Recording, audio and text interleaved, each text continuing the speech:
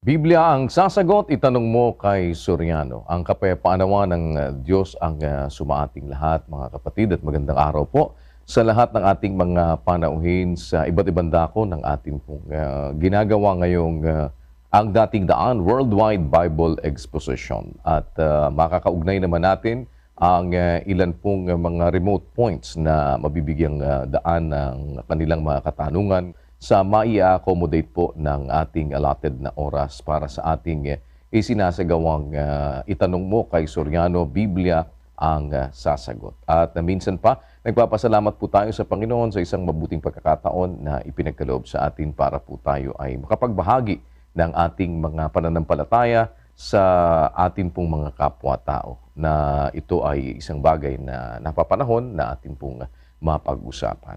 And hindi na po tayo magpapatumpik-tumpik para tayo po ay makapagsimulang agad. Ipinagkakaloob na po namin sa inyo sa ating isinasagawang ang dating daan Worldwide Bible Exposition, ang kapatid na Eli Soriano.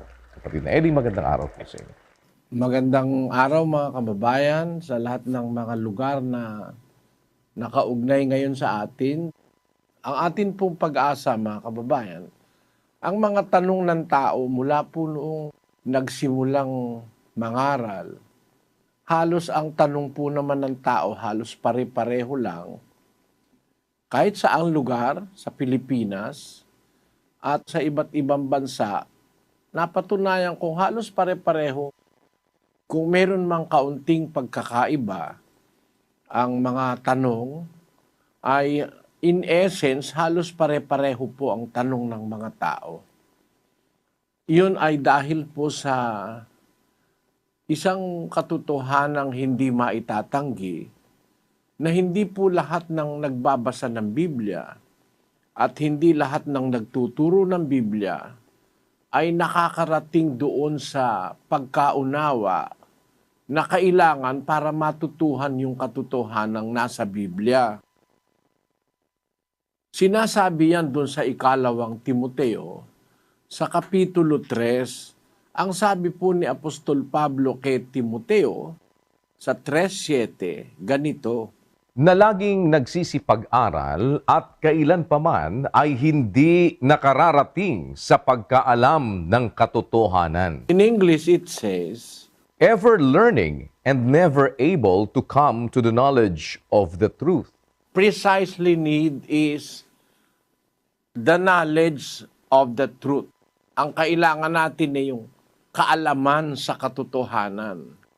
Merong mga taong laging nagsisipag-aral, sabi ng nakalagay sa Biblia, at kailan pa man ay hindi nakararating sa pagkaalam ng katotohanan.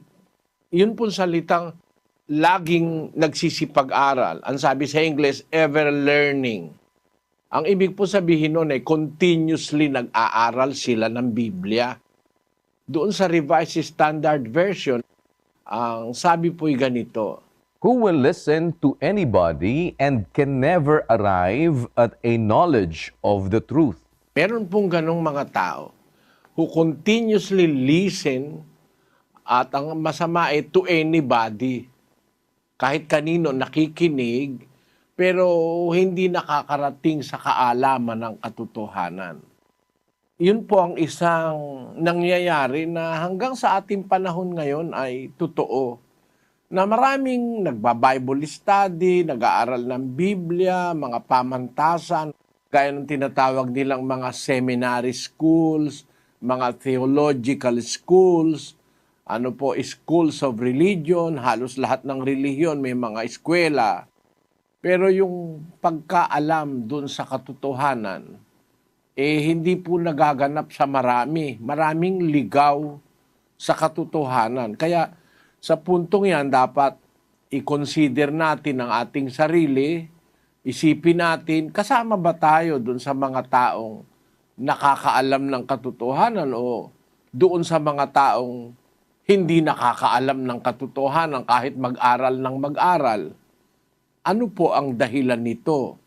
Doon sa 4:11-12 ng Marcos, ganito po ang nakasulat doon. At sinabi niya sa kanila, Sa inyo ay ipinagkaloob ang makaalam ng hiwaga ng kaharian ng Diyos.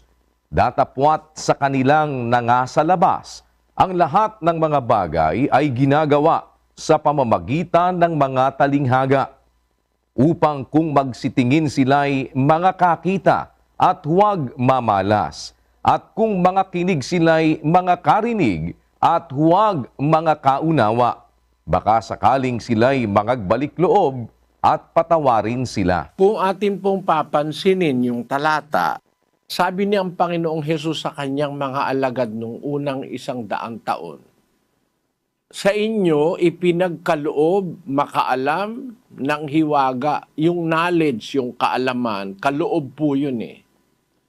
It is not acquired by any human, by himself, by his own effort. Unto you it is given.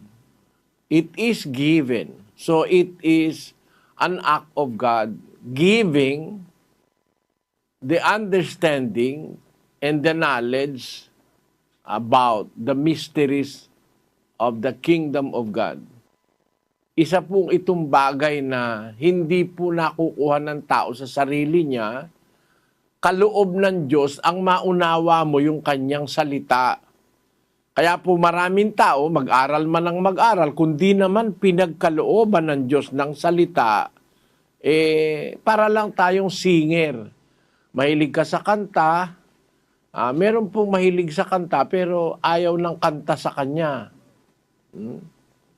Meron naman, may kaloob talaga na magandang kumanta, maganda ang boses, mahusay tumiyempo. Meron ganun talaga eh. Ang tao po, kung mapapansin nyo, ang kalakaran ng buhay, mga kababayan, may mga pagkakaloob ang Diyos. Ang isa sa mga pambihirang kaloob ay yung makaalam ng mga salita ng Diyos. Hindi po ito nakukuha sa seminaryo. Kaloob po ito. Ang mga apostol nga hindi naman nag-aral pero naunawa nila ang salita ng Diyos. Basahin po natin ang Gawa 4:13. Nang makita nga nila ang katapangan ni Pedro at ni Juan, at pagkatalastas na sila'y mga taong walang pinag-aralan at mga mangmang, ay nangagtaka sila at nangapagkilala nila na sila'y nangakasama ni Jesus. Yon, si Pedro po at si Juan, pangunahin sa mga apostol, walang mga pinag-aralang tao, mga mangmang kung pag-uusap ay pangsanlibutan. Hindi sila inhinyero, hindi sila doktor, hindi sila arkitekto, hindi sila abogado, wala silang pinag-aralan. Pero dahil nakasama sila ng Panginoong Hesus, ipinagkaloob sa kanila yung pagkaunawa sa salita ng Diyos. Kaya kaloob po talaga yan. Basahin nga natin yung 19 ng Mateo, kapatid na Daniel, 19:11. Datapwat sinabi niya sa kanila, hindi matatanggap ng lahat ng mga tao ang pananalitang ito, kundi niyaong mga pinagkalooban. Ayon. Ang salita ng Diyos hindi makukuha na dahil gusto mong makuha o kaya basa ka ng basa ng Biblia o kaya lagi kang aral ng aral, aral ng aral. Hindi po doon nakukuha yon, mga kababayan. Kaloob po yon. Sabi ng Panginoong Hesus, hindi matatanggap ng lahat ng mga tao ang pananalitang ito, kundi niyaong mga pinagkalooban. Kaloob po ng Diyos na ang salita ng Diyos ay maunawa ng isang tao. Kaya po tayo ay nagsisikap, mga kababayan, na yung atin namang naintindihan sa Biblia, na alam nating katotohanan, hindi naman matututulan, ay gusto nating maibahagi sa inyo. Umpisa na tayo, mga kapatid. Opo, kapatid na Eli, at puntahan po natin ang lugar ng Doha, Qatar. Nandun si kapatid na Andy Perlada at ang ating mga panel. Go ahead, Qatar, please. Opo, kapatid na Daniel, sa araw pong ito ay ang magtatanong po rito ay si Mr. Josepino Lim. Siya po ay 31 years old, isa po siyang Katoliko. Ang akin pong katanungan na po ay kung totoo po ba ang venial sin at ano po ang pinagkakaiba nito sa mortal sin? Yun lang po. totoo na mayroong kasalanang mortal o ikamamatay. Kumbaga, mabigat na kasalanan, ang ibig sabihin ng mortal sin, walang patawad. Meron namang kasalanang napapatawad. Yun ang tinatawag naman ng Katolikong venial sin. Basahin natin ang 5:16 ng unang Juan. Kung makita ng sino man na ang kanyang kapatid ay nagkakasala ng kasalanang hindi ikamamatay, ay idalangin siya at bibigyan siya ng Diyos ng buhay na ukol sa mga nagkakasala ng hindi ikamamatay. May kasalanang ikamamatay, hindi tungkol dito ang sinasabi ko na idalangin niya. Pagka ang isang kasalanan ay hindi ikamamatay, idadalangin sa Diyos para hingi ng tawad, para bigyan siya ng buhay. Meron namang kasalanang ikamamatay, yung mortal, hindi na dapat idalangin. Totoo yan, merong mortal, merong venial sin. Ang tawag ng Katoliko, mortal at saka venial. Sa Biblia, ang tawag dyan, sin unto death, ang sabi dun sa English, and sin which is not unto death. Yun ang tawag sa Biblia. Ngayon, yung mga taong masasama, ang Diyos na nakakaalam ko anong gagawin sa kanila. Pero para ipanalangin mo pa, magpamisa ka pa, para alisin daw sa purgatorio, wala na po sa Biblia yon. Kung totoo man na may kasalanang ikamamatay, dapat yung mga ganon, tinitiwalag yon sa tunay na iglesia. Pagka sumasadya na, itinitiwalag na 3 ng Tito. Pakibasa kapatid na Daniel ang versikulo 10. Ang taong may maling pananampalataya, pagkatapos ng una at ikalawang pagsaway ay itakwil mo. Tapos ng una, 2 saway, 3 na, takwil mo na. Bakit? Ayaw magbago, ayaw sumunod Pinapatiwalag na yon 5:13 ng unang Korinto.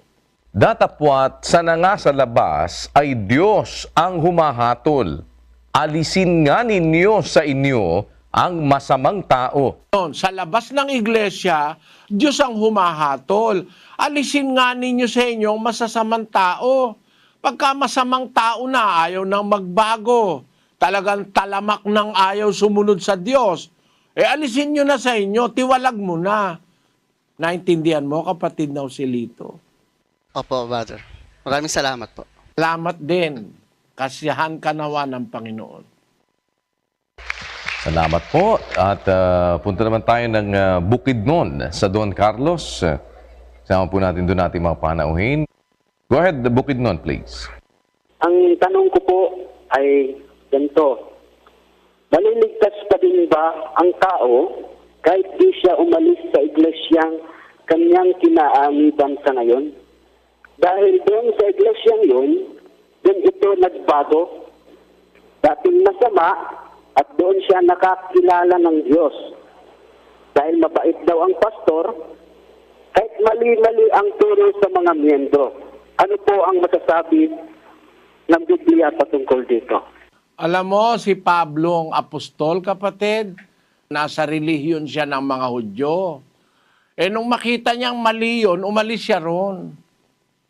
Kahit na yung kanyang mga magulang, mga kababayan niya, mga kamag-anak niya, ay taga roon sa relihiyon ng Hudyo, nung makita niyang mali, umalis siya ron Basahin natin yung 1:13 ng Galacia. Sapagkat inyong nabalitaan ang aking pamumuhay ng nakaraang panahon sa relihiyon ng mga Hudyo, kung paanong aking inuusig na malabis at nilipol ang iglesia ng Diyos, at ako'y nangunguna sa relihiyon ng mga Hudyo ng higit kaysa marami sa aking mga kasinggulang sa aking mga kababayan. Palibhasa'y totoong masikap ako sa mga salit-saling sabi ng aking mga magulang. Ngunit nang magalingin ng Diyos na siyang sa akin ay nagbukod, buhat pa sa tiyan ng aking ina, at ako'y tawagin sa pamamagitan ng kanyang biyaya, na ihayag ang kanyang anak sa akin upang siya'y aking ipangaral sa gitna ng mga hintil. Alam mo, sabi sa Biblia, si Pablo dati nasa relihiyon ng mga Hudyo. Pero tinawag siya ng Diyos, umalis siya sa relihiyon ng mga Hudyo, naging apostol siya sa iglesia ng Diyos. Basahin natin ang unang Korinto 1:1-2. Si Pablo na tinawag na maging apostol ni Hesukristo sa pamamagitan ng kalooban ng Diyos at si Sostenes na ating kapatid sa iglesia ng Diyos na nasa Korinto. Mula sa relihiyon ng mga Hudyo, naging tagapagturo siya sa iglesia ng Diyos. Kaya umalis siya doon sa relihiyon na yon. Bagaman si Pablo sa mga relihiyon ng mga Hudyo, wala siyang kapintasan sa kautusan. Sumusunod siya sa lahat ng kautusan ng iglesia nila o ng relihiyon niya. Pero nung makita niyang mali, umalis siya ron. Utos kasi ng Diyos umalis sa mali. Kahit nasabihin mo pang ang babait nung mga taong kasama mo, mabait lang pantao, sabi ng Diyos yun sa unang Korinto sa Kapitulo 1, ang sabi ng Diyos sa 19, Sapagkat nasusulat, iwawalat ko ang karunungan ng marurunong at isasawala ko ang kabaitan ng mababait. kasing mababait, mabait lang pantao sa nakikita mo. Pero yung kalooban, nakikita ng Diyos, hindi naman tunay na mabait, nagpapakunwari lang. 16:15 ng Lucas. At sinabi niya sa kanila, kayo ang nag-aaring ganap sa inyong sarili sa paningin ng mga tao. Datapwat nakikilala ng Diyos ang inyong mga puso, sapagkat ang dinadakila ng mga tao ay kasuklam-suklam sa paningin ng Diyos. Meron palang mabait, dakila sa mga tao kasi nagpapakitang tao, mabait siya. Pero kasuklam-suklam sa Diyos. Kaya sabi ng Diyos, isasawala ko ang kabaitan ng mababait. Merong mabait pakitang tao. Kung yun ang pagbabatayan mo, kaya ka magrirelihiyon, mali ang batayan mo. Kasi bait-baitan lang pala, nakatago. Pagka bait-baitan lang, hindi batayan yon ang sa relihiyon. Pagka nakita mong mali, kahit pa mabait pa, kahit ako mabait, halimbawa, mabait ako. Palagay mo, mabait ako, mali naman turo ko, lumayas kayo. Huwag kayong sasama sa akin. Kasi yun ang nakasulat, 16:17 ng Roma. Ngayon ipinamamanhik ko sa inyo, mga kapatid, na tandaan ninyo yaong mga pinanggagalingan ng pagkakabahabahagi at ng mga katitisuran laban sa mga aral na inyong nangapag-aralan at kayo'y magsilayo sa kanila. Sapagkat ang mga gayon ay hindi nagsisipaglingkod sa Kristong Panginoon, kundi sa kanilang sariling tiyan at sa pamamagitan ng kanilang mabuting pananalita at maiinam na mga talumpati ay dinadaya ang mga puso ng mga walang malay. Sabi ni Pablo, tandaan nyo yung pinanggagalingan ng pagkakabahabahagi, mga katitisuran, laban sa aral na inyong napag-aralan. Sa makatid, ang napag-aralan ng mga Kristiyano nung una, yung aral na totoo, merong nagtuturo, mali dun sa aral na yon, laban dun sa aral na napag-aralan nila. Sabi ni Pablo, humiwalay kayo sa kanila, lumayo kayo sa kanila, magsilayo kayo, sapagkat ang mga gayon hindi naglilingkod kay Kristong Panginoon, kundi sa kanilang sariling tiyan. Ang pinaglilingkuran yung sarili nilang pakinabang at interes. Pinapahiwalay ka ron. Dapat humiwalay ka doon sa mali, kahit pa sabihin nilang mabait sila, pag mali, aalis ka sa mali. Yun ay nakasulat sa maraming talata sa Biblia. Pag mali, dapat umalis ka. Sa 6:17 ng 2 Korinto, sa Cebuano, pakinggan mo Tungod niya na, manggula kamo sa taliwala nila, ug managpamulag kamo, nagaingon ang Ginoo, ug dili kamo maghilabot sa mahugaw, ug pagadawaton ko kamo. Ayon. Magsialis kayo sa kanila, mga sihiwalay kayo, sabi ng Panginoon. At huwag kayong hihipo sa mga bagay na marumi, at kayo'y aking tatanggapin. Pag nakita mong mali, dapat umalis ka. Kasi pag hindi ka umalis sa mali, maiimpyerno ka, sinasadya mo na. Nakakita ka na ng totoo, tapos diyan ka pa rin sa mali, panatismo na yon. Panatiko ka na lang, hindi ka na relihiyoso. Kumbaga, sarado na isip mo. Hindi ka magiging dapat sa Diyos. Pag alam mo ng mali, doon ka pa rin. Mali po yun. Sana naunawaan mo, kapatid na Mark, ang sagot sa tanong mo. Maraming salamat po, Brother. Okay po, at salamat po sa Diyos sa mga taga dyan sa Bukidnon. Lipat tayo ng Negros Occidental, Valladolid. Go ahead, Negros Occidental, please. Brad, may pamangkotan ko. Ang tao ba lang, kung damo na siya sa kasalanan, may chance ba siya nga maluwas sa iyang mga kasalanan? Ngara na siya sa nagakahilapit sa iya kamatayon. Napatawad mo pa siya, Brad, sa Ginoo. Alam mo, kapatid, kumporme sa sitwasyon ng tao. Kung halimbawa, hindi niya alam ang aral ng Diyos, at dahil sa hindi niya alam, wala siyang pananampalataya, maaaring mapatawad siya ng Diyos, maawa ang Diyos sa kanya. Pero kung alam niya yung aral, narinig niya na yung totoo, ayaw niya na sumampalataya, ayaw niya na sumunod, binigyan siya ng chance o ng pagkakataong sumunod, ayaw niya, iba yun. Tingnan mo yung magnanakaw na nakatabi ni Kristo sa krus, yung nasa kanan, naligtas yun tinanggap ni Kristo. Kasi kahit na siya ay magnanakaw, masamang tao siya, hindi siya nakapagsisi nung mga nakaraang panahon kasi wala siyang alam wala siyang alam, di niya kilala si Kristo. Pero nung makilala niya, sa krus na lang sila nagkita, sumampalataya siya kay Kristo. Kaya napatawad siya sa kanyang kasalanan. At natanggap siya ni Kristo. Pero yung isang magnanakaw sa kaliwa, hindi natanggap yon kasi hindi sumampalataya. Kaya ang kailangan, kapatid, pagka nakakita ka nung katotohanan, na laman mo yung aral ng Diyos, huwag mong itatakwil. Dapat matanggap mo. Maaring magkaroon ng awa ang Diyos sa'yo. Pero kung halimbawa, buong buhay mo, ayaw mong gumawa ng mabuti, buong buhay mo, puro masama, tapos nakakilala ka ng mabuti, nagkaroon ka ng chance, makarinig ng aral.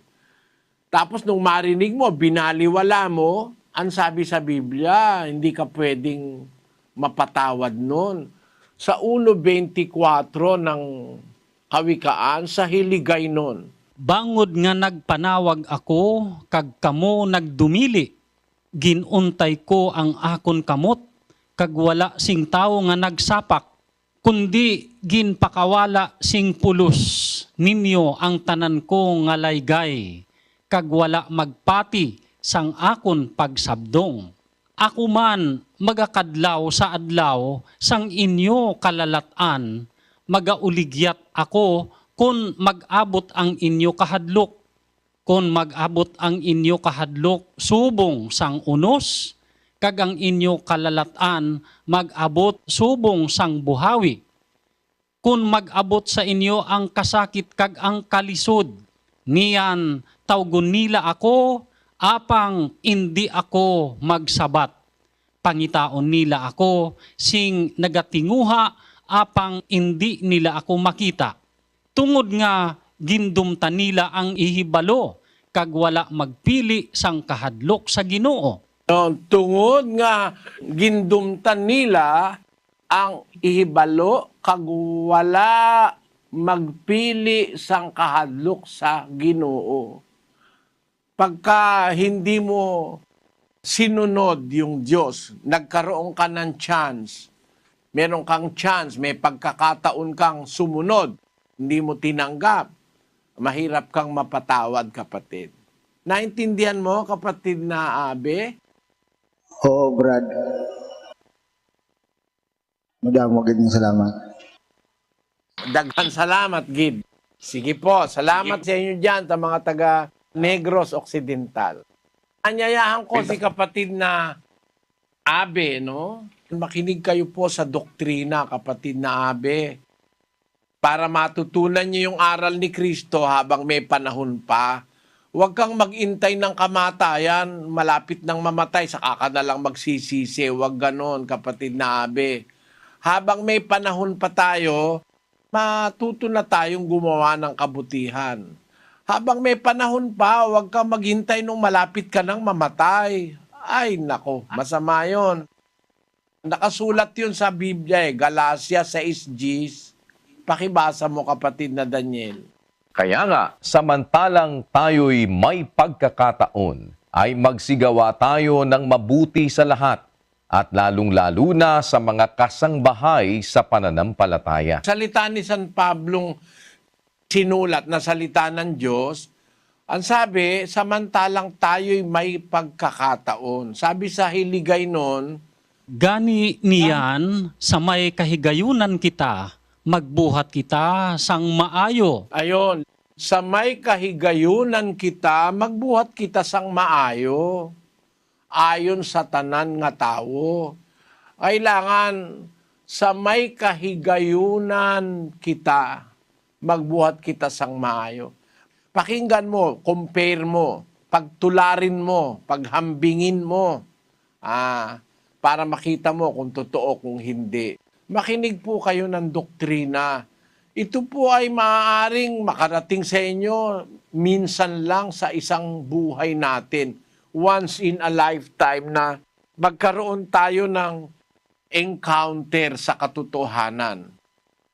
It's a very rare opportunity na magkaroon tayo ng pagkakataong umalam ng totoong aral ng Diyos, pag-aaral ng doktrina ng Panginoong Hesus. Samahan nawa tayo ng Panginoon. Patuloy tayo, kapatid na Daniel. Opo, kapatid na Eli, at puntahan po natin ang Basco, Batanes. Nandun po ating mga panauhin kasama si kapatid na Rolando Pascual. Go ahead, Batanes, please. Po, kapatid na Eli, kapatid na Daniel, salamat po sa Diyos. At ang magtatanong po dito sa Basco, Batanes, isa po siyang Katoliko. Ito po siya.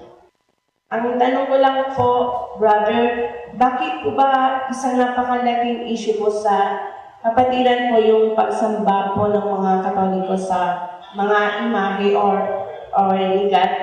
Do para po sa akin, kasi isa po akong Katoliko, nandyan po yung imahe po ng certain saints or ligat, hindi dahil yung sculpture po yung sinasamba ko, kundi parang remembering po na like picture ng po niya, pero yung panalangin ko po yung galing po sa kalooban po. So, ang pangalawang tanong ko po, ano po bang magandang paliwanag kung bakit masama po yung paggawa ng mga imahe at pagdasal po sa harapan ko? Alam mo, kapatid, hindi naman natin kailangan ng paliwanag ng kahit na sino. Ang kailangan natin, sumunod sa salita ng Diyos. Ang salita ng Diyos kasi ang makakapagligtas sa atin. Ang salita ng Diyos kaya dinala sa lupa ng Panginoong Hesus para gumawa ng pagliligtas, pagtutuwid, pagtuturo ng katotohanan. Yun ang dahil kaya may salita ang Diyos sa atin. Kaya nakikipag-usap ang Diyos sa atin. Hindi natin kailangan ng paliwanag pa ng kahit na sino. At ang salita ng Diyos ganito, no? Pakinggan mo, sabi mo, Katoliko ka, ha? Siguro, alam mo naman yung sasabihin ko sa'yo, no? Yung pasyon, ang Katoliko may gawa nun. Yung pasyong Henesis ni Padre Mariano Pilapil ng Katoliko at saka yung pasyong Candaba ni Padre Aniceto de la Merced. No? Yang mga pasyon na yan, binabasa yan sa Pilipinas pagkamahal na araw. Ang sabi dun sa pasyon, ganito, huwag kang magagalit, pasyon ng Katoliko ito. Doon sa pasyong Katoliko, ang sabi, ay sukat mong maalaman sa sulat napapalaman. Ang sulat, yun yung Biblia. Kasi yung mga ibang sinasabi sa pasyon, kinopya ni Padre Pilapil sa Biblia. Sukat mong maalaman, sa sulat na papalaman, ang poong Diyos nga lamang, siyang dapat na luhuran at sambahin gabit araw. Ayon, ang liwanag ang poong Diyos lamang. Yung salitang lamang, isa lang ang sasambahin mo.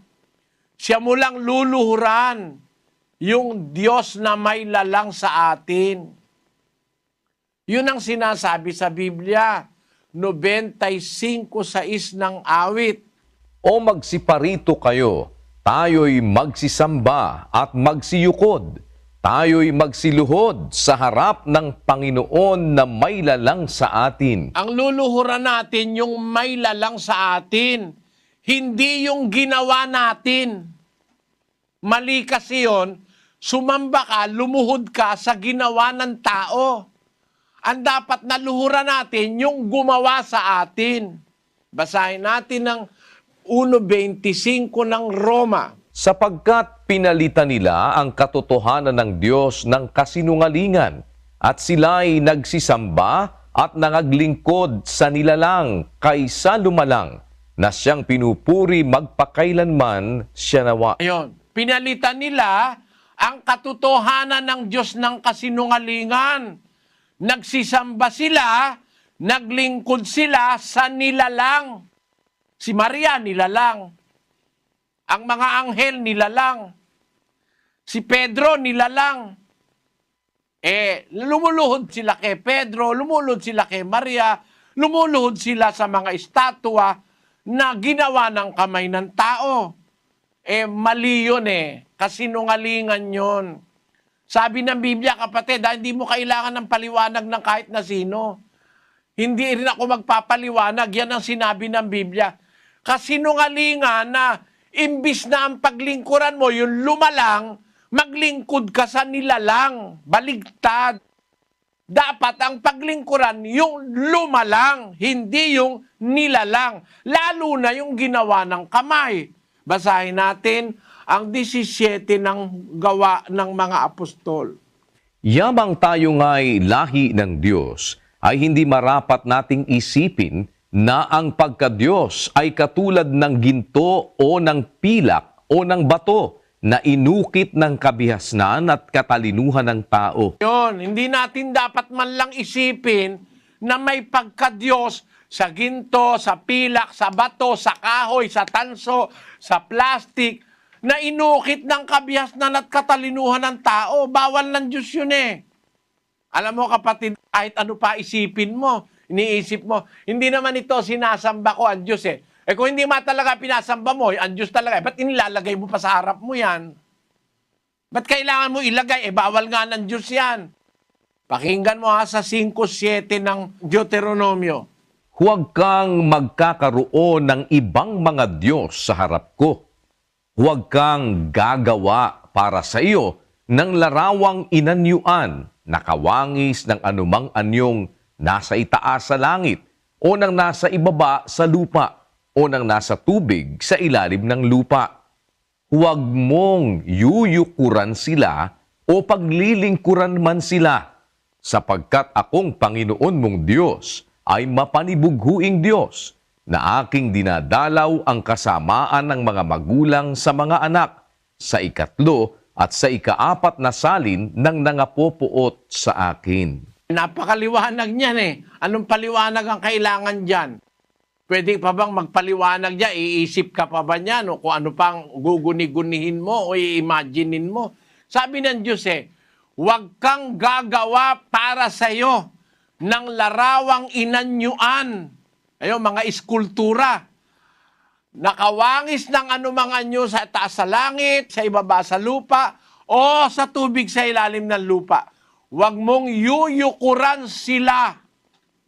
Napakaliwanag na yan Ano pa ba papaliwanag mo dyan? Bawal nga yukuran yan Bawal. Kahit ano pa sabihin mo, hindi naman sila ang pinananalanginan ko. Kung hindi nga sila, ba't nilalagay mo sa harap mo? Ba't ka lumuluhod sa kanila? Ano bang klaseng filosofya yon? Kasi hindi naman ganun ang pagsamba sa Diyos na may haharapin ka, lalagyan bulaklak, lalagyan mo ng kandila. Wala namang ganun eh. Ang pagsamba sa Diyos, pagsamba sa katotohanan at sa Espiritu. Pag Espiritu, walang kahit anumang materya. Pakinggan mo 4:23 ng Juan. Datapwat dumarating ang oras at ngayon nga, nasasambahin ng mga tunay na mananamba ang Ama sa Espiritu at katotohanan. Sapagkat hinahanap ng Ama ang mga gayon na maging mananamba sa Kanya.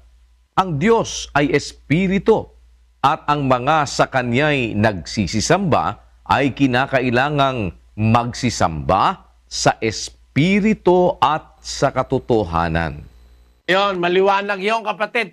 Ang salita ng Diyos pakikinggan natin. Sabi ng Biblia, dumarating ang oras at ngayon nga, sabi ng Panginoong Hesus, sasambahin ang mga tunay na mananamba ang Ama sa Espiritu at katotohanan. Sapagkat hinahanap ng Ama ang mga gayon na maging mananamba sa Kanya. Ang Diyos ay Espiritu. Di walang ribulto. Espiritu yun eh. Meron ba ribulto yung Espiritu? Ang Diyos ay Espiritu.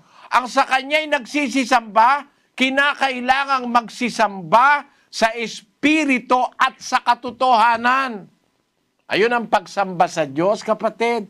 Walang kandila, walang bulaklak, walang kung ano-anong mga paraphernalia. Napakatapos luluhuran mo pa. Kakaskasin pa ng panyo, hahalikan mo pa. Tapos sasabihin mo nga, hindi ko sinasamba yun. Hindi mo sinasamba, hinahalikan mo na nga. Nilalagyan mo pa ng bulaklak. Ginagalang ko lang palusot lang yon. Sige, ginagalang mo, tanggapin ko. Nanay mo, tatay mo, may retrato ba? Oo. Ginagalang mo ba retrato ng tatay mo at nanay mo? Oo. Nilalagyan mo ba ng kandila? Nilalagyan mo ng bulaklak araw-araw yung retrato ng tatay mo na iginagalang mo? Nananalangin ka ba sa retrato ng tatay mo? Niluluhuran mo ba? Iba yung paggalang kesa dun sa pagsamba. Pag niluluhuran mo na, bawal na ng Diyos. Sukat mong maalaman sa sulat na papalaman ang poong Diyos nga lamang siyang dapat na luhuran at sambahin gabit araw. O kita mo, ang Diyos lang pala luluhuran, may load ka ng load kay Pedro. Yung si Pedro, nung nabubuhay pa, niluhuran ni Cornelio Pinagbawalan siya ni Pedro Yung tunay na Pedro, nasa Biblia, niluhuran, pinigilan niya. Basahin natin ang 10:25 ng Gawa. At nangyari na pagpasok ni Pedro ay sinalubong siya ni Cornelio at nagpatira pa sa kaniyang paanan at siya'y sinamba. Datapwat, itinindig siya ni Pedro na sinasabi, "Magtindig ka, ako man ay tao rin." Nakita mo, yung talagang Pedro ano sabi ni Pedro kay Cornelio nung lumuhod siya kay Pedro? Tumindig ka, tao rin ako. Huwag ka sasamba sa akin. Mismo nga yung anghel Yung anghel, hindi tao yon. Nung lumuhod si Juan, pinagbawalan siya nung anghel. Basahin natin ang 22:8 ng Apokalipsis. At akong si Juan, ako ang nakarinig at nakakita ng mga bagay na ito. At ng aking marinig at makita, ay nagpatira pa ako upang sumamba sa harapan ng anghel na nagpakita sa akin ng mga bagay na ito. At sinasabi niya sa akin, "Ingatan mong huwag gawin iyan. Ako'y kapwa mo alipin at ng iyong mga kapatid na mga propeta at ng mga tumutupad ng mga salita ng aklat na ito. Sumamba ka sa Diyos." Kahit yung anghel ayaw paluhurin si Juan sa kanya Lumuhod siya sa harap ng anghel Sabi ng anghel, "Wag mong gagawin yan. Masama yan. Hindi tama yan." Bakit? Kapwa mo rin ako alipin. Nilalang din ako. Ang dapat sambahin yung lumalang. Kaya kung halimbawa si Maria buhay, nako, hindi ka pwede lumud kay Maria. Papagbawalan ka ni Maria. Yung talagang Maria, walang taong lumuhod doon.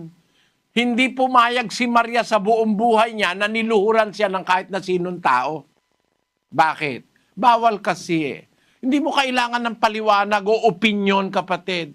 Huwag ka maniniwala sa opinyon. Ay, hindi naman sinasamba yan eh. Yan ginagalang lang. Sabi mo. Pero ang sabi ng Biblia, huwag kang luluhod. Ha? Huwag kang mananalangin sa kanila.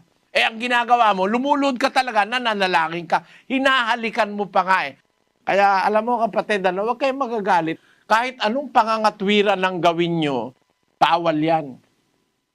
Na sumamba ka kahit kanino pang iba. Ang Diyos lang ang sinasamba. Hindi ang apostol, hindi si Maria, hindi ang anghel, hindi ang arkanghel. Bawal ng Diyos yan. Ang tunay na pagsamba, sasamba ka sa Diyos sa Espiritu at sa katotohanan. Sapagkat ang Diyos ay Espiritu, ang sa Kanya'y nagsisisamba, kinakailangang sumamba sa Espiritu at sa katotohanan. Yun ang aking masasabi, kapatid na Juliana, ipagpaumanhin mo kung meron akong nasabing labag sa kalooban mo. Narinig ko kasi yung tanong mo, galing yun sa isang kaisipang clear.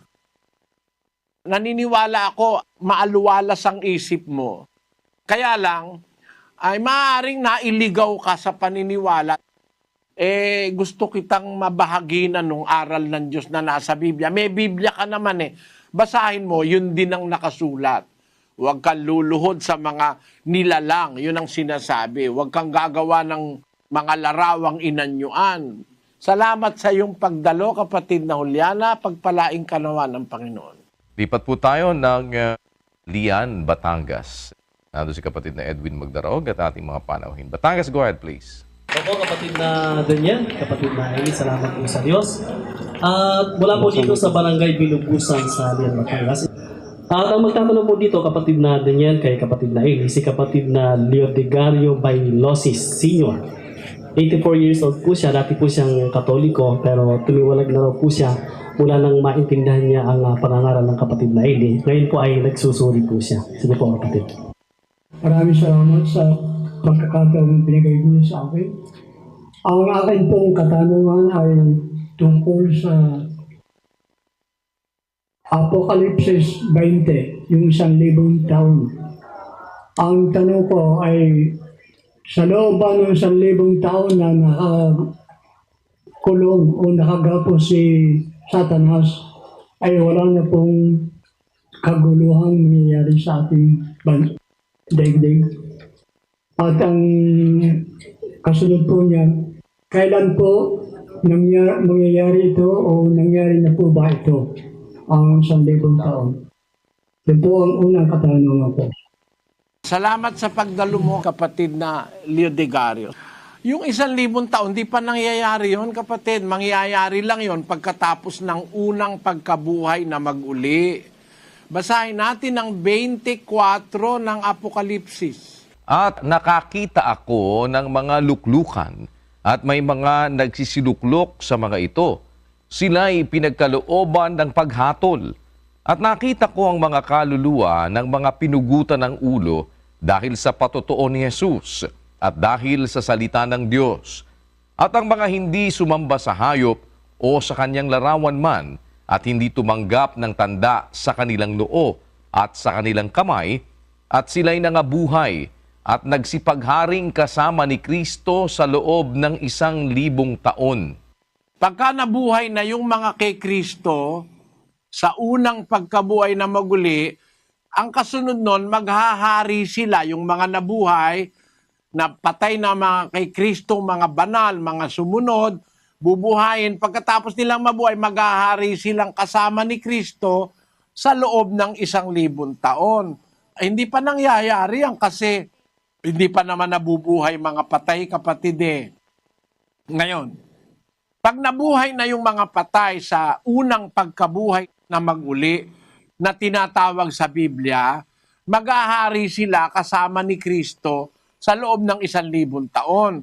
Doon sa loob ng 1,000 taon na yon, nakakulong naman si Satanas. Tuloy natin yung binabasa natin sa Apokalipsis Kapitulo 20, versikulo 1. At nakita ko ang isang anghel na nananaog mula sa langit, na may susi ng kalaliman at isang malaking tanikala sa kanyang kamay.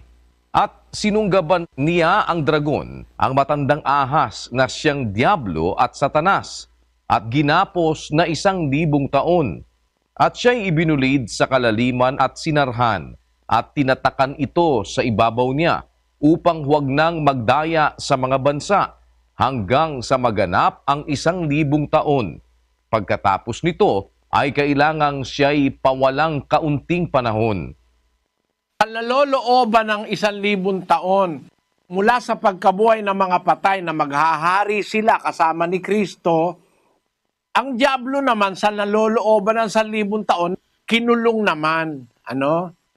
Ang tanong mo, meron pa bang kaguluhang mangyayari sa mundo, sa daigdig, sa loob ng 1,000 taon na wala na si Satanas? Alam mo kapatid, ganito. Si Kristo naghahari sa iglesia, di ba?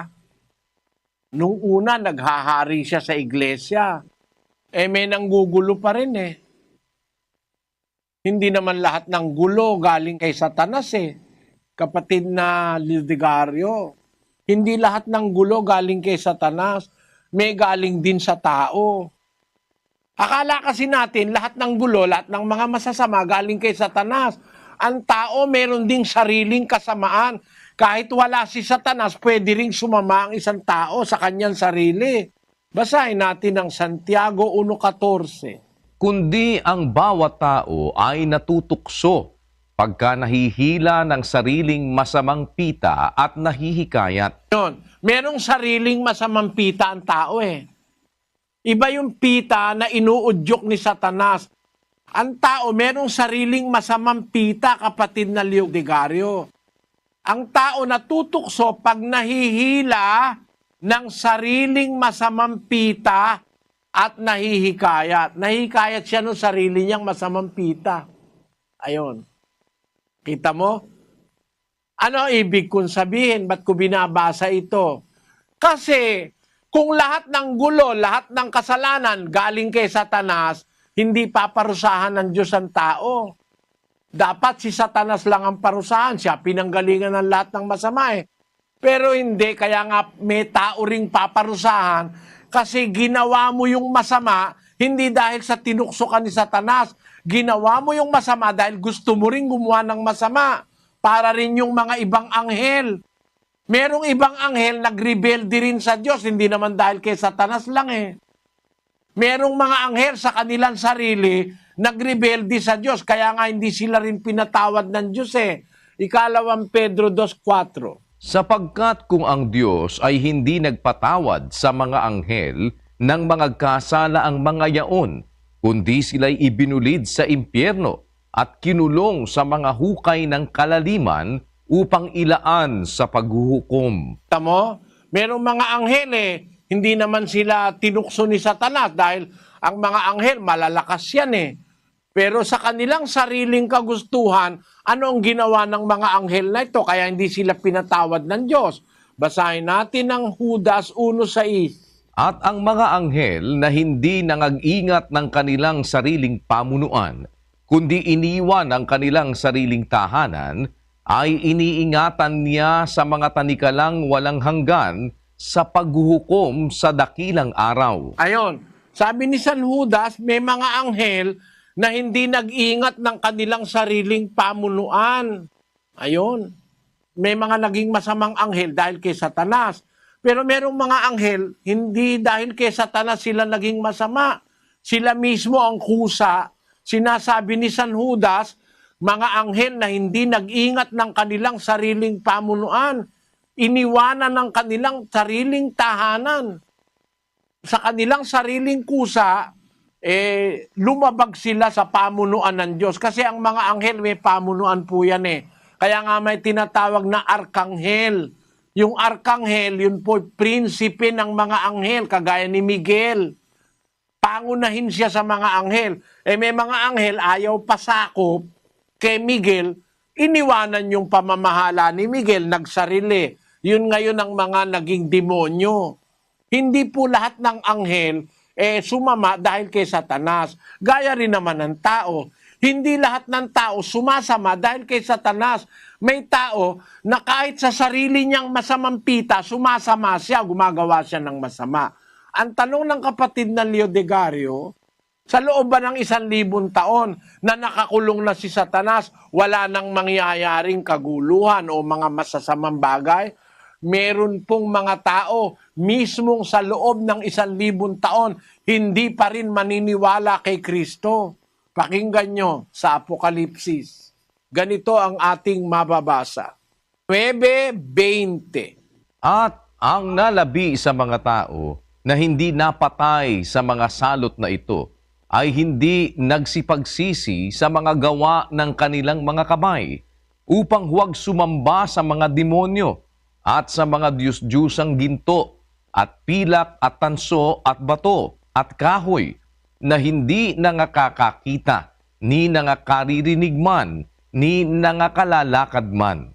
At sila'y hindi nagsipagsisi sa kanilang mga pagpatay, kahit man sa kanilang panggagaway, kahit man sa kanilang pakikiapid, kahit man sa kanilang pagnanakaw. Meron mga tao, kahit na nakararamdam na ng mga parusa ng Diyos, hindi pa rin nagsisisi. Kaya meron talagang taong mga masasama na sumama, hindi lang dahil kay Satanas, kundi dahil sa kanilang sariling masasamang pita, kapatid. Kasi kung totoo na si Satanas ang may kagagawa ng lahat ng kasamaan, dapat walang taong maparusahan. Dapat patawarin lahat ng Diyos. Pero bakit may mga taong paparusahan? Kasi meron siyang sarili niyang kasamaan. 18:20 ng Ezekiel. Ang kaluluwa na nagkakasala, mamamatay.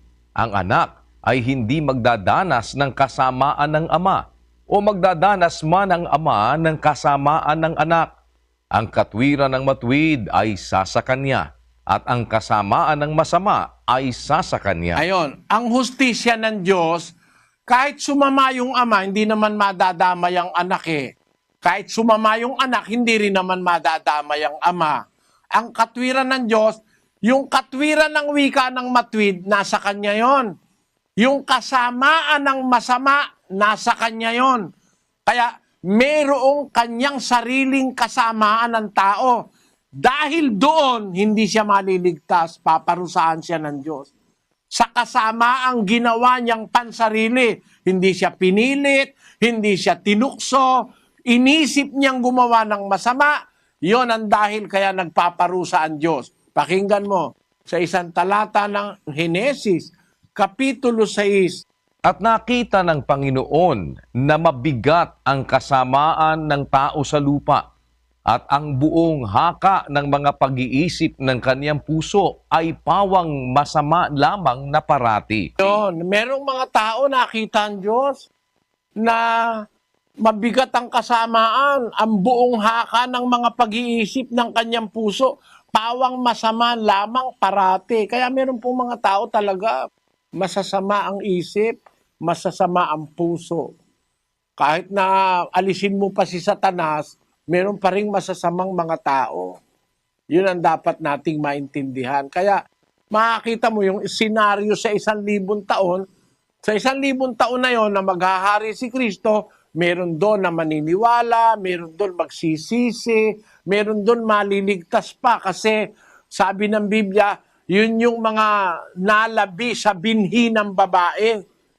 Yung nalabi, kasi kaya nalabi, pagka nakuha na yung mga una, sa unang pagkabuhay na mag-uli, meron pang malalabi sa binhi ng babae, 12:17 ng Apokalipsis. At nagalit ang dragon sa babae at umalis upang bumaka sa nalabi sa kanyang binhi na siyang nagsisitupad ng mga utos ng Diyos at mga may patutuo ni Jesus. Merong nalabi pa sa binhi Pagkatapos ng unang pagkabuhay na mag-uli, kaya nga meron pang 1,000 taon meron pang meron pang matitira ron na tinatawag sa Biblia na binhi pa ng babae na maliligtas. Kaya kapatid, meron pang silbi yung 1,000 taon sa pagliligtas, maghahari pa si Kristo. Pero hindi lahat ng tao noon maliligtas kasi merong hindi magsisisi, merong mananatili sa kanilang kasamaan. Sana naunawaan mo, kapatid na Leo de Gario.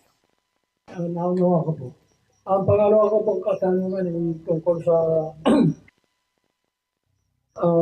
Mateo 10, talata 34 hanggang 36. Ang paniniwala ko po, ang Panginoong Kristo ay sinugo ng Diyos Ama upang mangaral at para sa ating kaligtasan. Ang Panginoong Kristo ay pag-ibig at siya ay laging mababati sa kanyang mga alagad ng peace be with you. Kaya itong talata ni Mateo ay parang taliwas sa mga paniniwala ko. Mo kapatid, walang taliwas na salita ang Diyos. Masama isipin mo yan na mayroong taliwas na salita ang Diyos. Basahin natin ang 8:8 ng Kawikaan hanggang 9. Lahat ng mga salita ng aking bibig ay sa katwiran. Walang bagay na liko o suwail sa kanila. Pawang malilinaw sa kanya na nakakaunawa at matwid sa kanila na nakakasumpong ng kaalaman. Yon, maliwanag yon. Ang lahat ng salita ng aking bibig ay sa katwiran. Walang bagay na liko o suwail sa kanila. Kanino walang liko? Malinaw sa kanyang nakakaunawa. Pag hindi ka nakakaunawa, magkakakontradiksyon nga. Pero kung nakakaunawa ka, hindi kontradiksyon ang salita ng Diyos. Walang kahit isang kontradiksyon sa Biblia. Pakita ko sa iyo, kapatid, yung binigay mong talata, 10:31, 34, saka 36. Basahin natin. Huwag nga kayong mga takot. Kayo'y lalong mahalaga kaysa maraming maya. Kaya't ang bawat kumikilala sa akin sa harap ng mga tao, ay kikilalanin ko naman siya sa harap ng aking Ama na nasa langit. Datapwat, sino mang sa aking magkaila sa harap ng mga tao, ay ikakaila ko naman siya sa harap ng aking Ama na nasa langit. Huwag ninyong isiping ako'y naparito upang magdala ng kapayapaan sa lupa. Hindi ako naparito upang magdala ng kapayapaan, kundi tabak. Ganito kapatid, pag-aralan natin yung konteksto. Sabi niya, yung magmakahiya sa akin sa gitna ng mga tao, ikakahiya ko rin siya sa harapan ng aking Ama na nasa langit. Dalawang klase ang tao sa lupa. Isang tumatanggap kay Kristo, isang ikinahihiya si Kristo, ayaw kay Kristo. Dalawang klase, tandaan mo kapatid. Isang tumatanggap at saka isang ayaw tumanggap. Isang ikinararangal si Kristo, isang ikinahihiya si Kristo. So, dalawang tao ang nasa lupa na dinatnan ni Kristo. Sabi niya ngayon, hindi ako nagdala ng kapayapaan sa lupa, kundi tabak. Bakit ganon? Para bang walang kapayapaan siyang dala, kundi tabak. Maliwanag naman, para kung uunawain mo, hindi siya nagdala ng kapayapaan sa lupa. Wala ba siyang dalang kapayapaan? Meron. Basahin natin kung may dala siyang kapayapaan. 14:27. Ang kapayapaan ay iniiwan ko sa inyo. Ang aking kapayapaan ay ibinibigay ko sa inyo. Hindi gaya ng ibinibigay ng sanglibutan ang ibinibigay ko sa inyo. Huwag magulumihanan ng inyong puso, ni matakot man. Maliwanag dito, no? Ang kapayapaan ay iniiwan ko sa inyo. Kanino? Hindi sa sanlibutan. Sa mga lingkod niya, sa mga tagasunod niya. Ang aking kapayapaan ay ibinibigay ko sa inyo. Hindi gaya ng ibinibigay ng sanlibutan, ang ibinibigay ko sa inyo. Iba pala yung kapayapaang panlupa o pang sanlibutan, iba yung kapayapaang para sa lingkod ni Kristo. ang tunay na kapayapaang mula kay Kristo nasa kanyang mga lingkod. Pero yung ayaw tumanggap sa kanya, yung nahihiya, ikinahihiya siya, hindi tatanggap yun ng kapayapaan sa kanya. Kasi yung kanyang daladalang kapayapaan para sa kanyang mga lingkod, hindi para sa sanlibutan.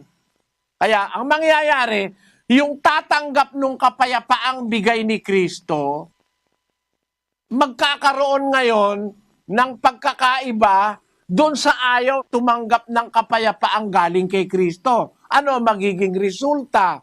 Basahin natin ang patuloy sa 35.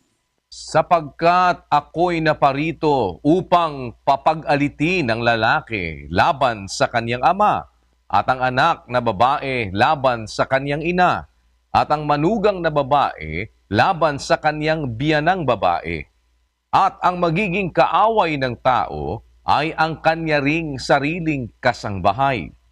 Ang umibig sa ama o sa ina ng higit kaysa akin ay hindi karapat-dapat sa akin.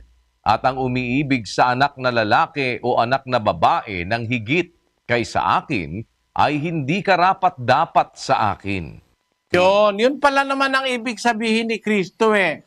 Hindi siya nagdala ng kapayapaan sa lupa dun sa mga taong ayaw kumilala sa kanya. Kaya, halimbawa, yung anak kumilala kay Kristo, yung ama ayaw namang kumilala, magkakaroon ng pagkakaawa yung ama't anak dahil kay Kristo. Halimbawa, tinanggap ng isang anak si Kristo, yung tatay niya na may lasenggo ayaw tanggapin, may gera silang dalawa ngayon. Halimbawa, yung biyanang babae tumanggap kay Kristo, yun namang manugang na babae ayaw tanggapin si Kristo, doon sa biyanang babae, walang kapayapaan. Pero doon sa tumanggap kay Kristo, may kapayapaan siya. Bakit?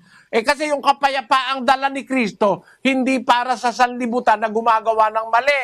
Na gumagawa ka na ng mali, payapa ka pa, lasenggo ka na, payapa ka pa, ikaw babaero na, payapa pa rin ang puso mo, wala kang alalahanin sa ginagawa mong masama. Sa isang Kristiyano, ang kapayapaan ay ang kapayapaan ng puso at isip na sa paggawa ng kabutihan at pagsunod kay Kristo. Yung ayaw sumunod kay Kristo, ang kanilang gusto, lasingan, droga, maling gawain, mga bisyo. Paano kayo magkakasundo nung isang tumanggap kay Kristo? Kaya magkakaaway. At pag dumating ang panahon na halimbawa, yung tatay mo, mas gusto yung kalayawan kaysa kay Kristo, ang sabi ni Kristo, ang umibig sa kanyang ama, higit sa akin, di karapat-dapat sa akin. Doon sa mga tiempo na yon, mararamdaman mo, may kapayapaan ka kay Kristo, pero meron kayong kontra ng tatay mo. Dahil yung tatay mo'y lasenggo. May kapayapaan ang lingkod ni Kristo, pero may kontra yung biyenan mo sa'yo. May kapayapaan ang isang ina na tumanggap kay Kristo, ayun naman kanyang anak na babae ayaw kay Kristo, meron silang kontra. Hindi naman na ibig sabihin nun gera. Ano ibig sabihin nun?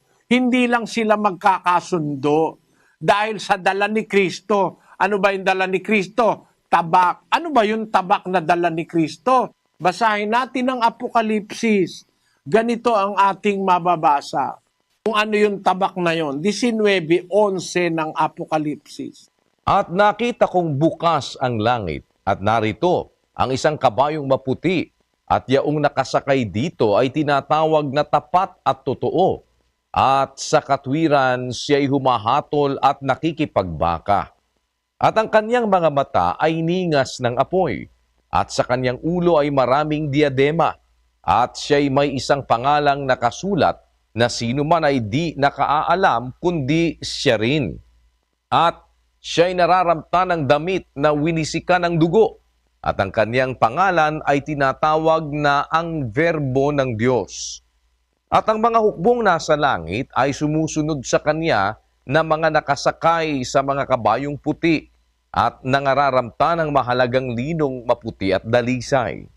At sa kanyang bibig ay lumalabas ang isang tabak na matalas upang sa pamamagitan nito'y sugatan niya ang mga bansa at kanyang paghaharian ng tungkod na bakal at niyuyurakan niya ang pisaan ng ubas ng kabangisan ng kagalitan ng Diyos na makapangyarihan sa lahat.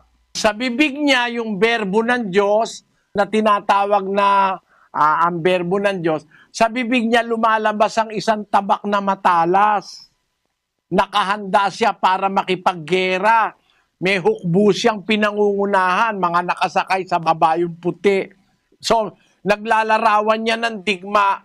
Ang kanyang daladala, nasa bibig niya lumalabas, tabak. Alin ba yung tabak na yon na lumalabas sa bibig ng berbo?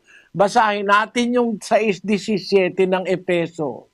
At magsikuha rin naman kayo ng turbante ng kaligtasan at ng tabak ng Espiritu na siyang salita ng Diyos. Kaya pala yung tabak lumalabas sa bibig, kasi salita pala ng Diyos yun. Kaya sabi ni Kristo, huwag niyong isiping nagdala ako sa lupa ng kapayapaan.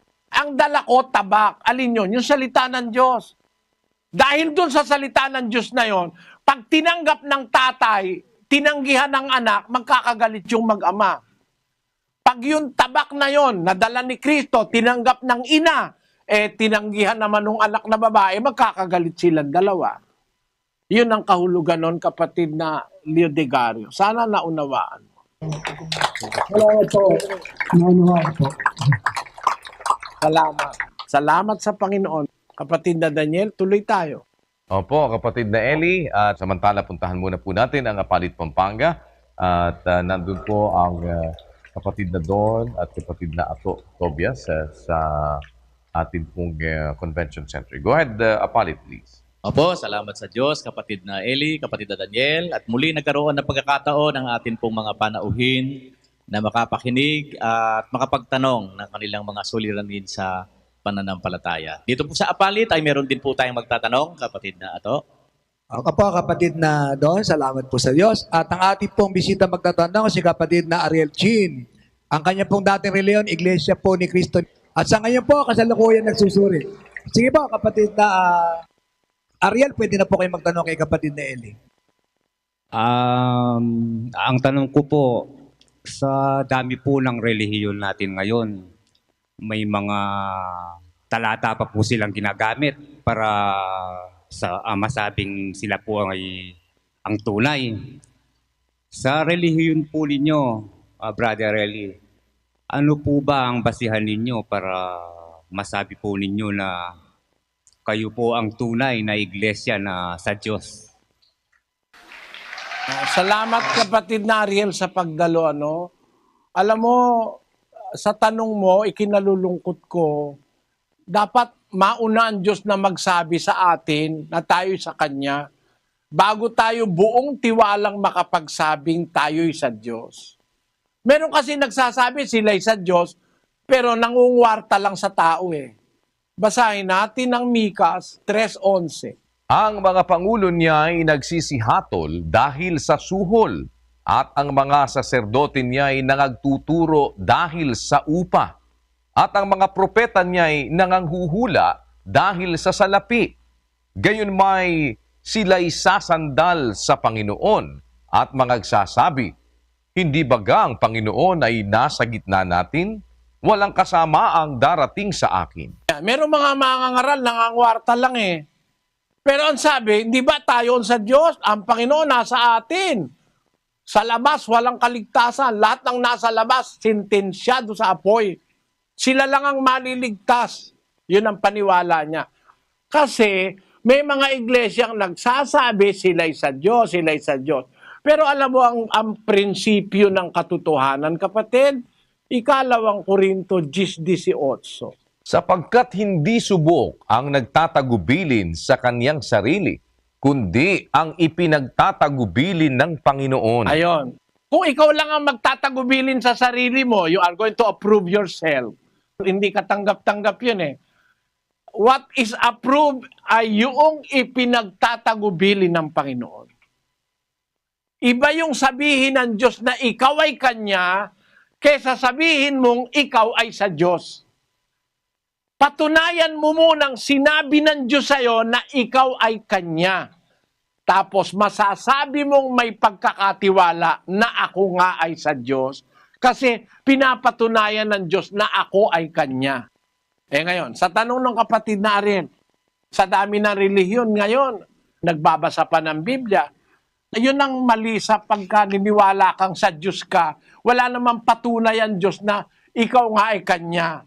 Tanong ng kapatid na Ariel, napakaganda, paano nyo masasabi na kayo ang tunay na iglesyang sa Diyos? Hindi ko sasabihin. Bayaan nating ang Diyos ang magsabi. Paano? Basahin natin ang 7:17 ng Juan, kapatid na Daniel. Kung ang sino mang tao ay nag-iibig gumawa ng kanyang kalooban, ay makikilala niya ang turo kung ito'y sa Diyos o kung ako'y nagsasalita na mula sa aking sarili.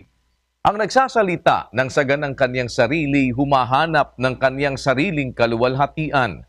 Datapwat, ang humahanap ng kaluwalhatian niyaong sa kanya'y nagsugo, ang gayon ay totoo at sa kanya'y walang kalikuan. Ayon, ang pagkakakilanlan pala para makapagtiwala kang sa Diyos ka, si Kristo mismo may sabi kung ang sino man tao nag-iibig gumawa ng kanyang kalooban, makikilala niya ang turo. Yung turo pala, kapatid, yung doktrina. Kung ang turo ay sa Diyos o kung nagsasalita na mula sa sarili. Ang nagsasalitang mula sa sarili, naghahanap ng sariling kaluwalhatian. Pero ang humahanap ng kaluwalhatian, yung sa kanya'y nagsugo, ang gayon ay totoo, sa kanya'y walang kalikuan.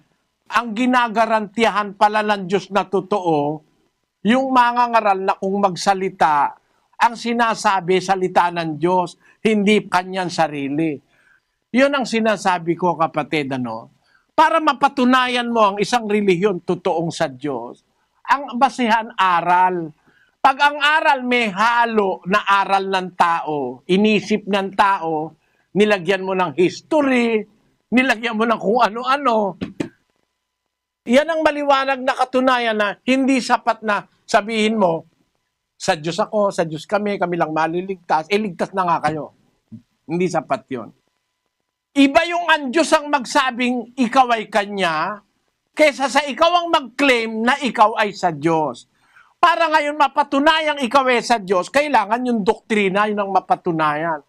Kung sino man nag-iibig gumawa ng kanyang kalooban, makikilala niya ang turo kung ito'y sa Diyos o kung nagsasalita lang na mula sa sarili.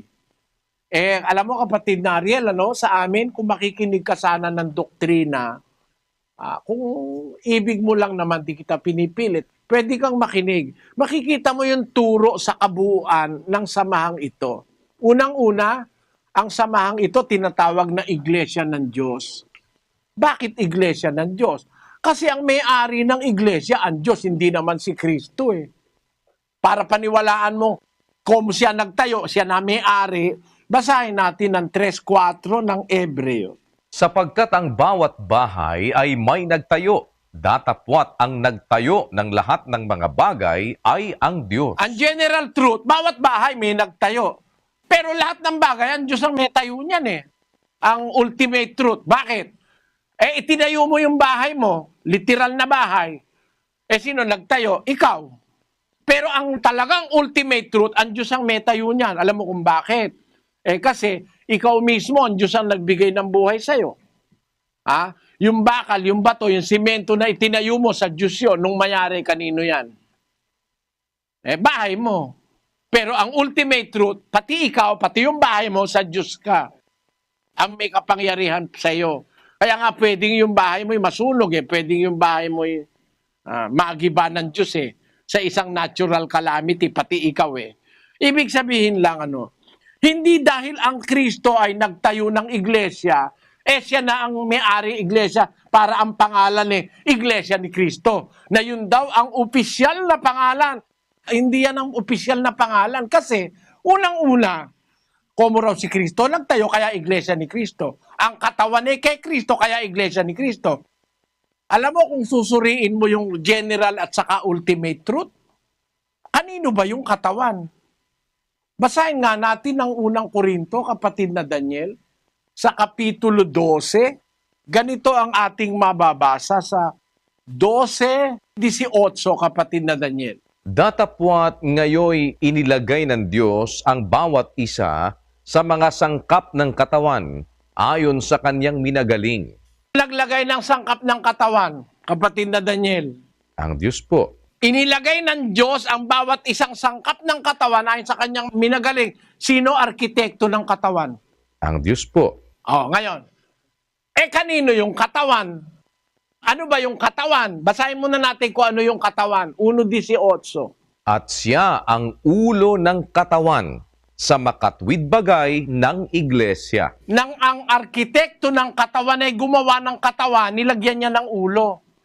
Ang ulo ng katawan, si Kristo. Siya ang ulo ng katawan sa makatwid bagay ng iglesia. Ayun ang aral na nasa Biblia. Tanong, kanino ba yung katawan? Sino ba arkitekto nun? Tawag ng Biblia, katawan ni Kristo. Siya ulo katawan ni Kristo. Ibig ba sabihin no, iglesia ni Kristo? Hindi. Bakit? Yung ulo at saka yung katawan, si Kristo ang ulo ng katawan. Pero yung buong katawan kasama si Kristo, kanino yon? 2:16 ng Efeso. At upang papagkasunduin silang dalawa sa isang katawan sa Diyos sa pamamagitan ng krus na sa kanya'y pinatay ang pagkakaalit. Katawang sa Diyos. Bakit katawang sa Diyos? Kasi ang Diyos ang may-ari ng katawan Pati si Kristo nga, ang Diyos ang may-ari Hindi ba? Ang tawag ni Pedro kay Kristo doon sa Lucas. Basahin nga natin, kapatid na Daniel, yung 9:20 ng Lucas. At sinabi niya sa kanila, datapwat ano ang sabi ninyo kung sino ako? At pagsagot ni Pedro ay nagsabi, ang Kristo ng Diyos. Ikaw ang Kristo ng Diyos. Kaya nga pati si Kristo sa Diyos, siya ulo. Yung katawan ni Kristo, sino gumawa? Ang Diyos din. Kaya ang ultimate truth, sa Diyos yun. Kaya nga iglesia ng Diyos yung nasa Biblia. Sa talata ng Biblia, 11 beses binabanggit ang iglesia ng Diyos. Ang iglesia ni Kristo, wala. Ang nakasulat sa Biblia, mga iglesia ni Kristo, which in English is churches of Christ. No? Kasi dahil lang sa sinabi ni Kristo, itatayo ko aking iglesia, kaya iglesia na ni Kristo. Hindi tinitingnan yung malalim na kahulugan. Umpisahan natin sa 16:13 ng Mateo, kapatid na Daniel. Nang dumating nga si Jesus sa mga sakop ng Cesarea ni Filipo, ay tinanong niya sa kanyang mga alagad na sinasabi, ano baga ang sabi ng mga tao kung sino ang anak ng tao? At kanilang sinabi, anang ilan si Juan Bautista, ang ilan si Elias, at ang mga iba si Jeremias o isa sa mga propeta. Kanyang sinabi sa kanila, datapot ano ang sabi ninyo kung sino ako? At sumagot si Simon Pedro at sinabi, ikaw ang Kristo, ang anak ng Diyos na buhay. At sumagot si Jesus at sa kanya'y sinabi, mapalad ka, Simon Barjonas, sapagkat hindi ipinahayag sa iyo ito ng laman at ng dugo, kundi ng aking Ama na nasa langit. At sinasabi ko naman sa iyo, na ikaw ay Pedro, at sa ibabaw ng batong ito ay itatayo ko ang aking iglesia, at ang mga pintuan ng Hades ay hindi magsisipanaig laban sa kanya. Nag-umpisa ang usapan, ano ba pagkakilala ng mga tao tungkol sa kanya?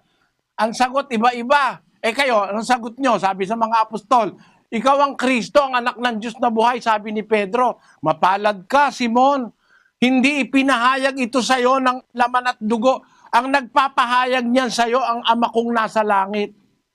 O di, nag-uumpisa sa talatang ito, ang pahayag ng gagaling sa langit. Sinasabi ko naman sa iyo. Kung si Pedro na disipulo, nakakapagpahayag nung nanggaling sa langit, itong anak ng Diyos, sinasabi ko naman sa iyo, ikaw ay Pedro, at sa ibabaw ng batong ito, itatayo ko aking iglesia. Itong pahayag na ito ni Kristo, saan galing ito? Kung yung pahayag ni Pedro galing sa langit, yung pahayag ni Kristo galing sa sarili niya, tingnan natin sa 12:49 ng Juan. Sapagkat ako'y hindi nagsasalita na mula sa aking sarili, kundi ang Ama na sa akin ay nagsugo, ay siyang nagbigay sa akin ng utos kung ano ang dapat kong sabihin at kung ano ang dapat kong salitain. Ayon, sa tiempo na yan, dapat maintindihan na nagsasalita ang Diyos sa pamamagitan ni Kristo. Itatayo ko ang aking iglesia sa ibabaw ng batong ito. Ang bato ay si Kristo. Kaya nga, third person Sinasabi ko, yung first person, yung ko. Sa iyo, second person, ikaw Pedro. Sa ibabaw ng batong ito, third person, itatayo ko aking iglesia. Who is supposed to be the speaker? Yung first person, yun ang Ama. Second person, si Pedro. Third person, yung bato. Sinasabi ko sa iyo, ikaw ay Pedro, sa ibabaw ng batong ito, tatayo ko ang aking iglesia. Ang nagmamay-ari ng iglesia, yung nagsasalita. Sino nagsasalita? Sabi ni Kristo, hindi ako nagsasalita sa aking sarili. Ang Amang nagsugo sa akin, nagbigay ng utos kung ano ang sasabihin ko, kung ano ang aking sasalitain. Kaya nung sabihin niya, itatayo ko aking iglesia, salita ng Ama yun. Mula pa sa hula, salita ng Ama yun. Basahin natin ang 18 ng Deuteronomio. Ganito ang ating mababasa, kapatid na Daniel. Aking palilitawin sa kanila ang isang propeta sa gitna ng kanilang mga kapatid na gaya mo, at aking ilalagay ang aking mga salita sa bibig niya, at kanyang sasalitain sa kanila ang lahat ng aking iuutos sa kanya. Ayon, yung propetang tinutukoy na sabi ng Diyos kay Moises, palilitawin ko sa inyo ang isang propeta gaya mo, Moises. Ilalagay ko, salita ko sa bibig niya. Kaya yung propeta na yun, magsasalita ng salita ng Diyos. Si Kristo yun 3 ng Gawa 22. Tunay na sinabi ni Moises, ang Panginoong Diyos ay magtitindig sa inyo ng isang propetang gaya ko mula sa gitna ng inyong mga kapatid.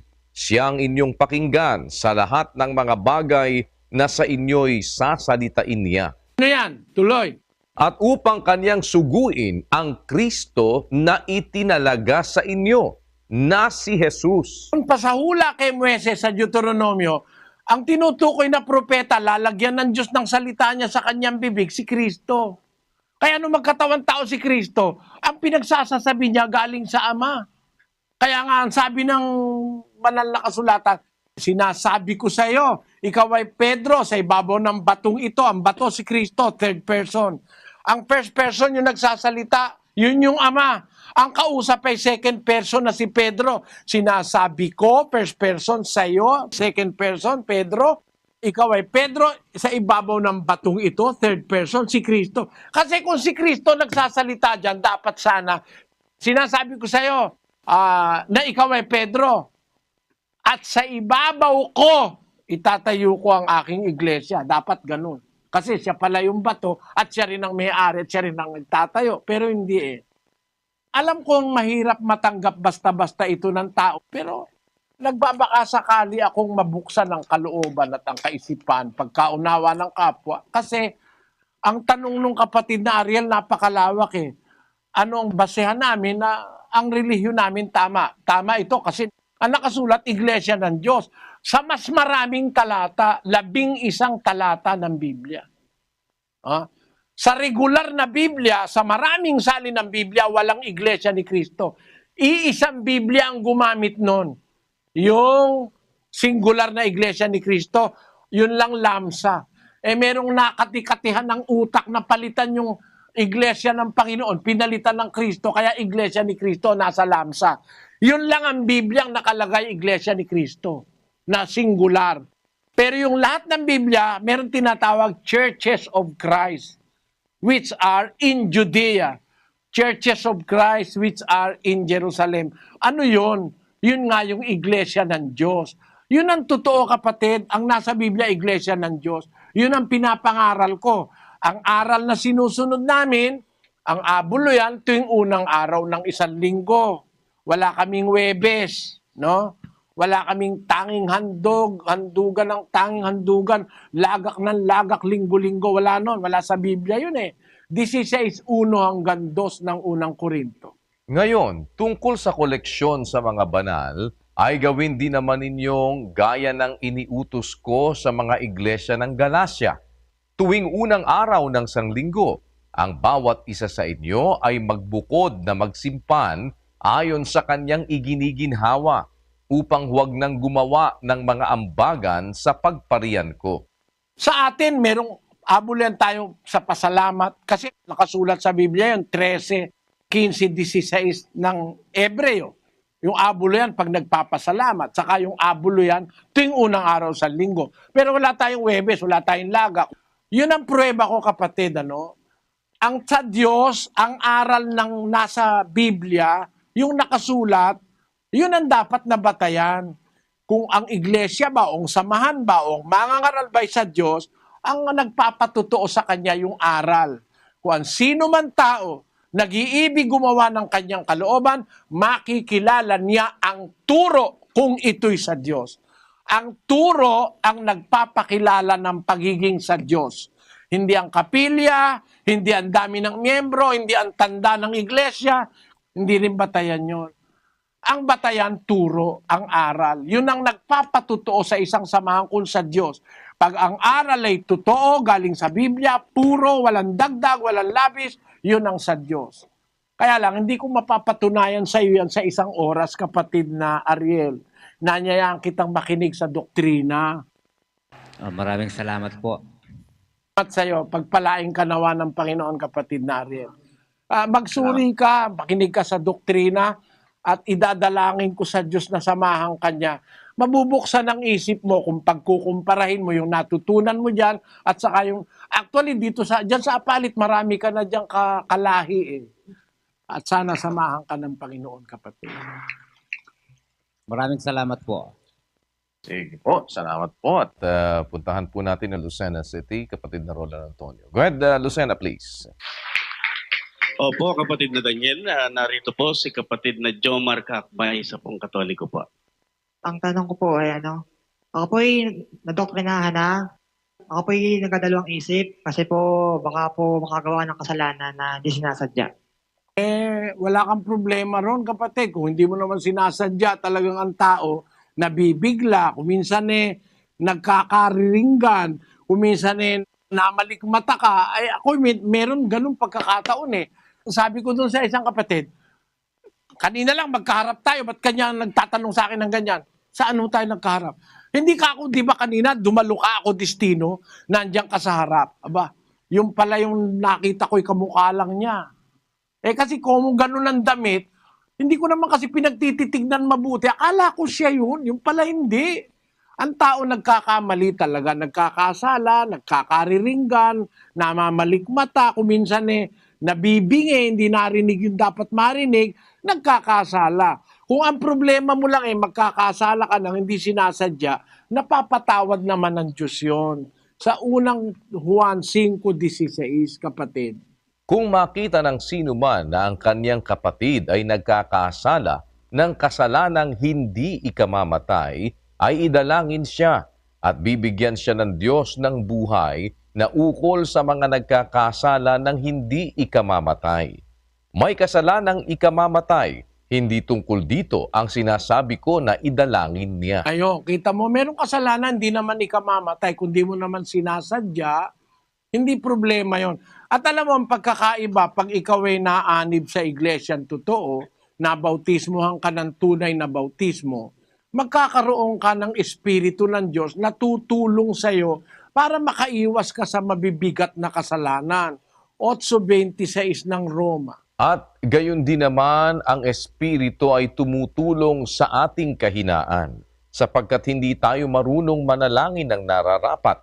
Ngunit ang Espiritu rin ang namamagitan dahil sa atin ng mga hibik na hindi maisasaysay sa pananalita. Meron kang magiging espiritong katulong pag nabautismuhan ka para makaiwas ka sa mabibigat na kasalanan. Huwag mong alalahanin yun, kapatid.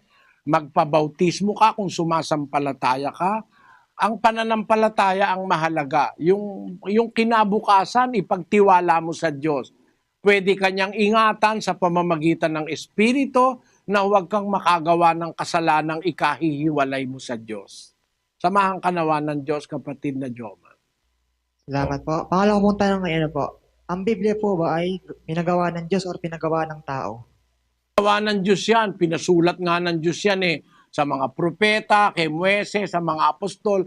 14:37 ng unang Korinto. Kung iniisip ni man na siya'y propeta o ayon sa Espiritu, ay kilalanin niya ang mga bagay na sa inyo'y isinusulat ko na pawang utos ng Panginoon. Yung mga isinulat ng mga alagad, mga ebangelista, mga apostol, utos ng Diyos yan. Kaya ang Biblia, ipinagawa ng Diyos. Ang pinagsulat tao. Kasi kung ipapasulat niya sa manok, hindi mo maintindihan. Kapatid na Daniel? Okay po. Lipat na po tayo ng San Juan City. Andun po si kapatid na Danny Navales at kapatid na Jerry Cabanyero. Go ahead, San Juan. Opo, kapatid na Daniel, kapatid na Eli, salamat po sa Diyos at ginanap at naganap dito ang ating Bible exposition. Ito po sa Barangay Salapan, San Juan City. At kasama ko po si kapatid na Danny Navales. Salamat po sa Diyos, kapatid na Eli at kapatid na Daniel, mula po dito sa San Juan. Ang magtatanong po ay isang kapatid natin na bisita, si kapatid na Liliosa Kainggoy, isang Katoliko ng Santa Mesa. Ito na po siya. Meron po akong isang anak, hindi po kami kasal ng aking kinakasama. Ako po ba ay nakakasala sa mata ng Diyos? Utos po ng Diyos ng magkakasala. Ano po ang verse na papakita nito? Ang pangalawa ko pong tanong, paano po namin malaman ang Church of God ay totoo po ba? Ay tunay na reliyon? Di ba katasagot-sagot ko lang na paano malalaman ang iglesia kung totoo? Yung kung nakikinig kayo kanina, yun yung sinagot ko na ang iglesia na nakikita mo kung tama ang relihiyon, kung tama sa pamamagitan ng turo. Uulitin ko lang para ma-refresh sa isip mo. Ewan ko lang kung napakinggan nyo kanina o kung hindi. Kasi pagka uulitin ko na naman ang sagot sa parehong tanong, naku po maiinip yung iba nating mga kababayan.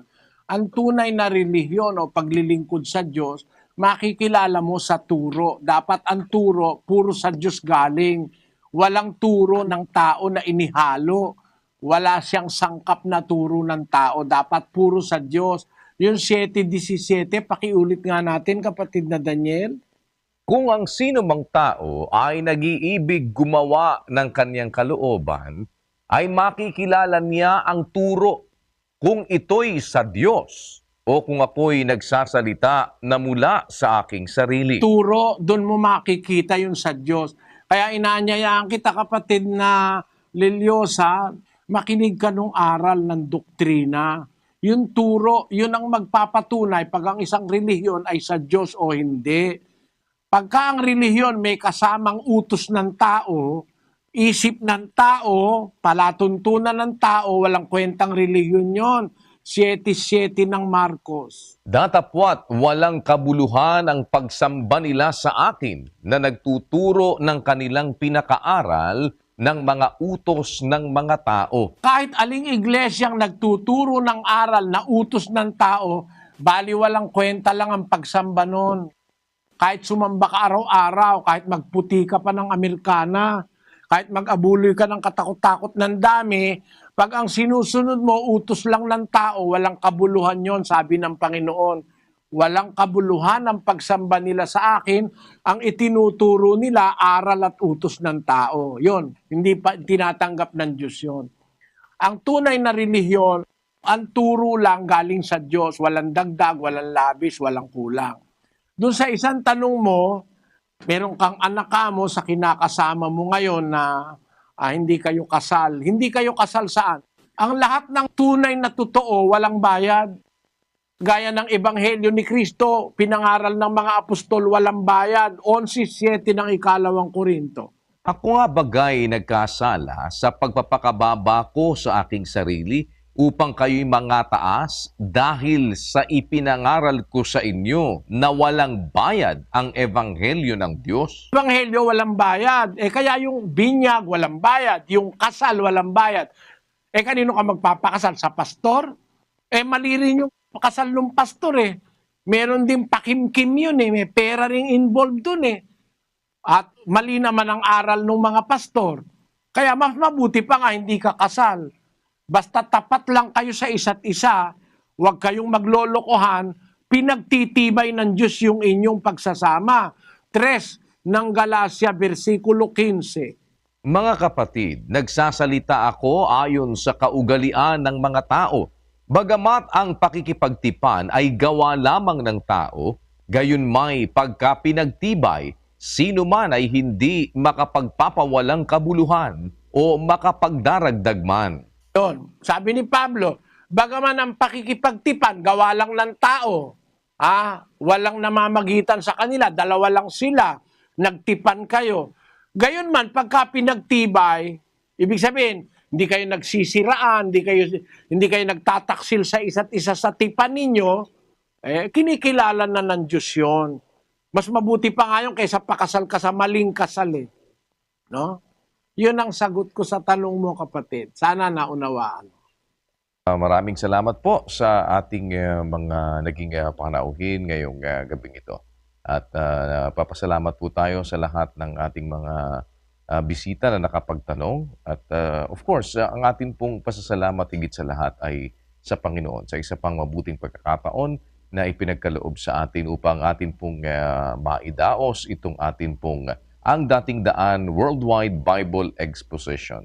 Minsan pa, salamat po sa Panginoon sa isang mabuting pagkakataon na makapaglingkod sa inyo.